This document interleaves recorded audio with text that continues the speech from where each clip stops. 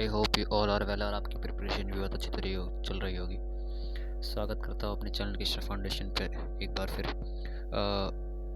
जैसे कि आपको पता ही है कि मैंने बहुत दिनों से स्टूडेंट्स बोल रहे थे कि एमयू एंट्रेंस की क्या सिलेबस होना चाहिए, क्या स्ट्रेटजी होनी चाहिए और क्या उसका पैटर्न रहता है, एग्ज़ाम पैटर्न रहता है, उसको समझाइए। कौन कौन सी बुक्स इसमें यूज़फुल है और कौन कौन सी यूज़फुल नहीं है, ठीक है। तो उसको समझेंगे हम इस वीडियो के अंदर। और ये उन स्टूडेंट्स के लिए बहुत ही इम्पोर्टेंट है जो अभी अलीगढ़ में रह रहे हैं या फिर अलीगढ़ के बाहर या फिर अलीगढ़ के बाहर शहरों में रह रहे हैं या फिर गाँव में रहते हैं, जो सपना देखते हैं कि अब एक एमयू स्कूलिंग में अपना एक बार चले जाएं, क्यों,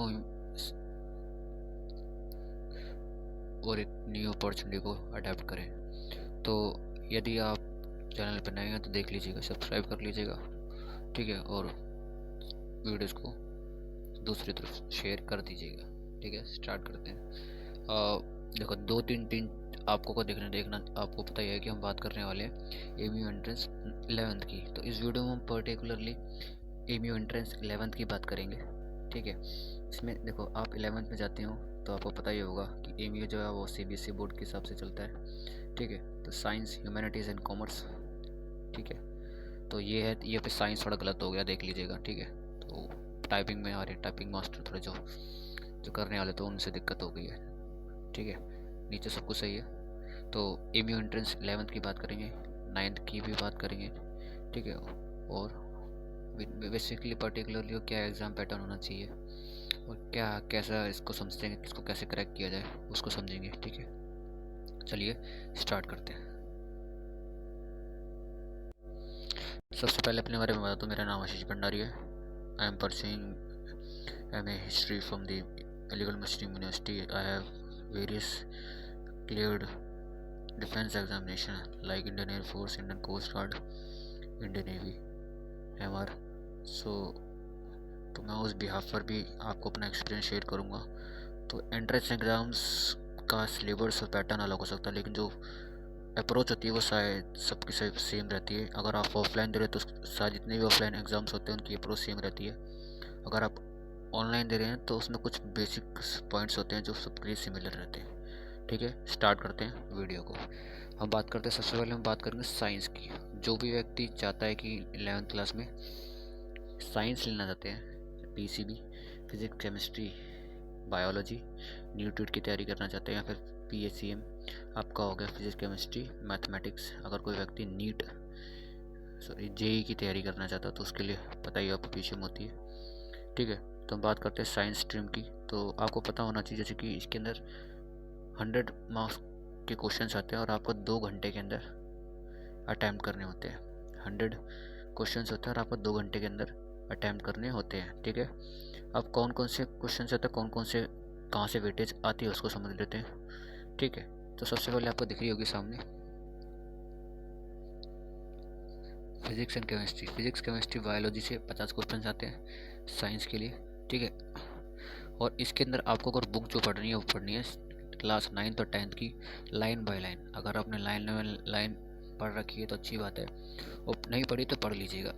उससे क्या रहता है, कभी कभार ना बिल्कुल लाइन बाय लाइन क्वेश्चन आपको उठा के दे देते हैं, ठीक है। अगर आपने अच्छी तरह से पढ़ रही है तो पढ़ लीजिएगा, नहीं पढ़ी है तो पढ़ लीजिएगा, ठीक है। स्टार्ट करते हैं आपकी दूसरा क्वेश्चन, मैथमेटिक्स। मैथमेटिक्स के आपके 30 क्वेश्चन आते हैं, ठीक है। इसके लिए बुक्स आपके 9th और 10th की काफ़ी है, ठीक है। अगर आप अदर बुक्स प्रेफर करना चाहते हैं तो आपने देखा होगा कि एक तो आर डी शर्मा आती है और एक बुक आती है एग्जाम्पलर, एनसीईआरटी की एग्जाम्पलर आती है, उसमें सिर्फ क्वेश्चंस होते हैं। तो उन एग्जाम्पलर को बुक लगा लीजिए। अगर आप टाइम, अगर एनसीईआरटी अच्छी तरह कवर करी तो कोई दिक्कत नहीं है, ठीक है। अगर नहीं करी तो आप सिर्फ एनसीईआरटी को कवर कर लीजिएगा, वो काफ़ी रहती है, ठीक है। अच्छी तरीके से कवर लीजिएगा 9th 10th की अच्छी तरीके से, ठीक है। और एग्जाम्पलर आता है तो अगर उसको आपने कंप्लीट कर लिया तो बहुत बहुत सफिशिएंट है, फिर आपको कहीं जाने की जरूरत नहीं है। आगे बढ़ते हैं। 30 क्वेश्चन यहाँ पे हो गए, फिजिक्स, केमिस्ट्री और बायोलॉजी से 50 क्वेश्चन ही हो गए, ठीक है।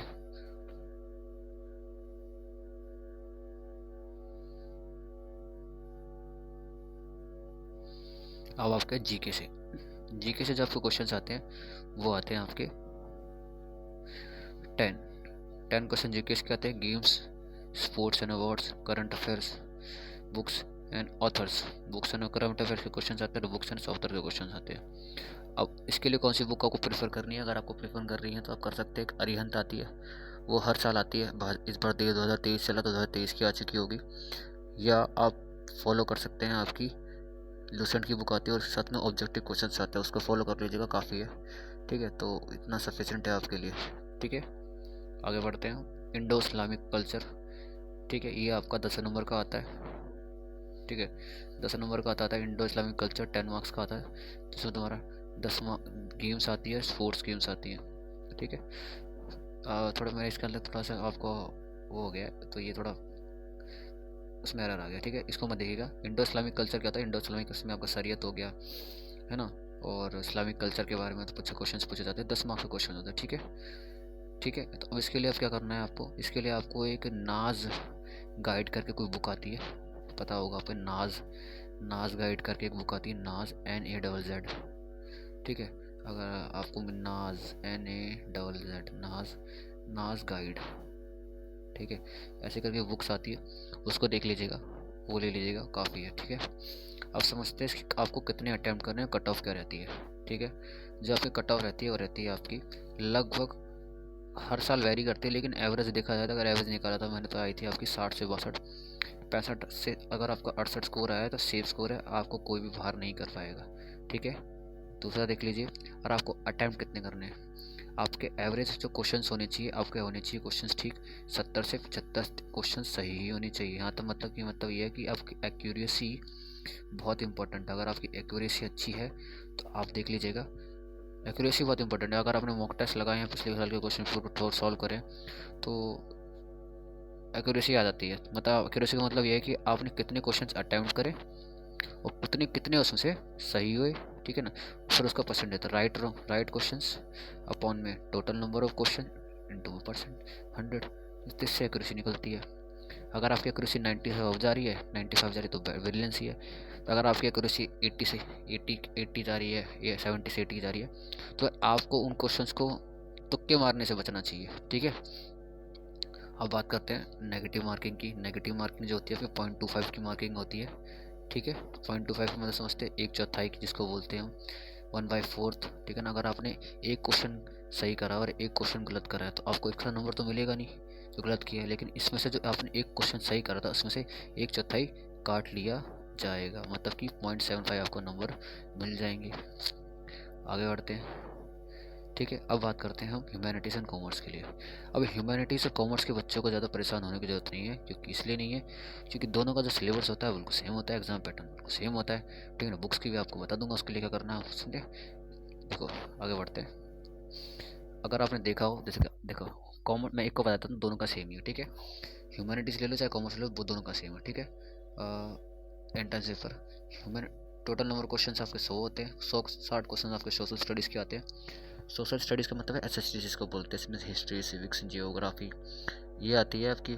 ठीक है, तो इसमें से क्वेश्चन आते हैं। और आपको इसके लिए बुक कौन सी लेनी है? इसके लिए आपको बुक लेनी है वही अरिहंत की बुक आती है, तो 2023 पर ईयर की हिसाब से आती है वो। अरिहंत लिखा होगा उसके ऊपर 2023 लिखा होगा, और 2024 में आएगी तो 24 में दोगे तो 24 में लिखा होगा। ठीक है, या फिर लूसेंट ले सकते हो, लूसेंट भी काफ़ी है। लूसेंट के साथ अगर आपके पास सफिशेंट टाइम है तो आप एक ऑब्जेक्टिव बुक ले ले तो भी बेहतर पड़ेगी।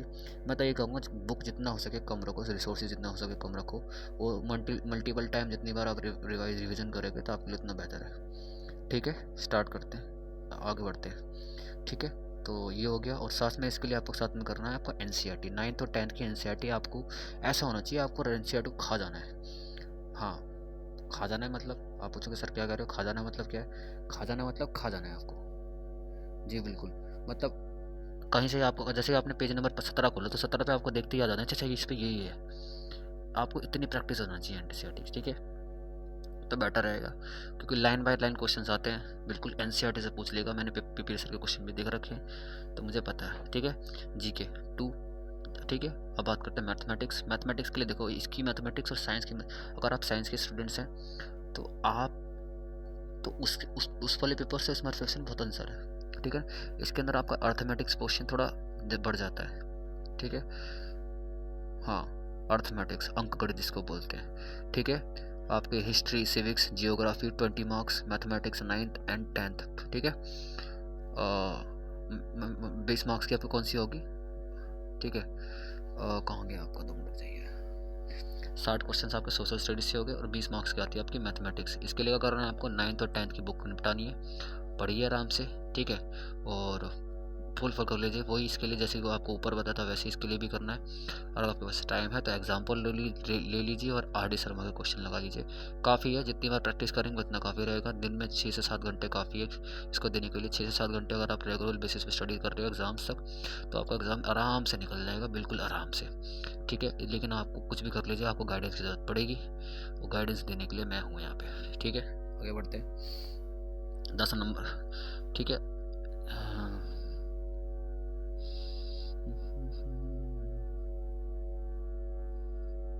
10 नंबर की आपकी होगी इंडो इस्लामिक कल्चर।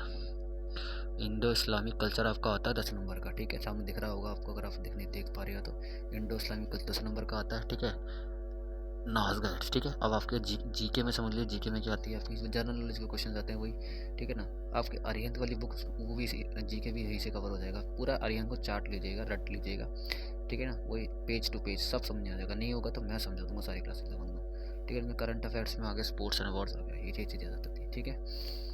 आगे बढ़ते हैं, और इतना ही था। इसकी कट ऑफ कितनी जाती है वो देख लीजिए। तो इसकी कट ऑफ जाती है, वही आ जाएगी आपकी 60 से 62 की कट ऑफ सेम ही जाती है, ठीक है। कभी कभी अगर मैं बता रहा हूँ आपको 65 से अगर आपके 68 नंबर आ रहे हैं तो आराम से आप सेफ स्कोर कर जाएंगे। क्या कर जाएंगे, सेफ स्कोर कर जाएंगे, ठीक है। इसके लिए करना क्या होगा आपको, साथ आपको 75 से 70 से 75 आपके जो क्वेश्चन होने चाहिए बिल्कुल सही होने चाहिए। अगर आपके 70 से 75 क्वेश्चन सही हैं तो आपको कोई नहीं रोक सकता एग्ज़ाम क्वालिफाई करने से, ठीक है। कट ऑफ पता ही होगा आपको, 60 से 62 बता दिया मैंने आपको, ठीक है। नोटिफिकेशन आपको पता है कब आएगा, बता दूंगा इसके बारे में भी, ठीक है। स्टार्ट करते हैं, और ठीक है। और नेगेटिव मार्किंग वही 1/4 है इसके अंदर, ठीक है। अब बात करें नोटिफिकेशन कब आएगी। नोटिफिकेशन आएगी एग्ज़ाम फरवरी के करीब, एक्सपेक्टेड एग्ज़ाम वही मार्च अप्रैल में करीब एग्ज़ाम एक्सपेक्टेड है, ठीक है। तो अगर चैनल पे नहीं है तो सब्सक्राइब कर लीजिएगा, ठीक है। और बेल आइकन को दबा दीजिएगा। साथ साथ मेरे से संपर्क करना चाहते हो तो मेरा नंबर है पर्सनल, तो कृपया करके कॉल कर कीजिएगा, तो ध्यान से रात को मत कीजिएगा, ठीक है। और मैं अपने बारे में बता दूँ तो एक बार, मेरा नाम शेष भंडारी है, ठीक है। मैंने अपना मास्टर्स कर रहा हूँ अपने एमयू से, बीए किया है मैंने अपना दिल्ली यूनिवर्सिटी से। मुझे experience various defence examinations qualify करने का, ठीक है। तो बढ़ते हैं फिर आगे वीडियो में, ठीक है। और यही वीडियो ही था यहाँ तक। और आपको कोई ज़रूरत हो तो मुझे मैसेज कर दीजिएगा और कमेंट ज़रूर कीजिएगा, ठीक है।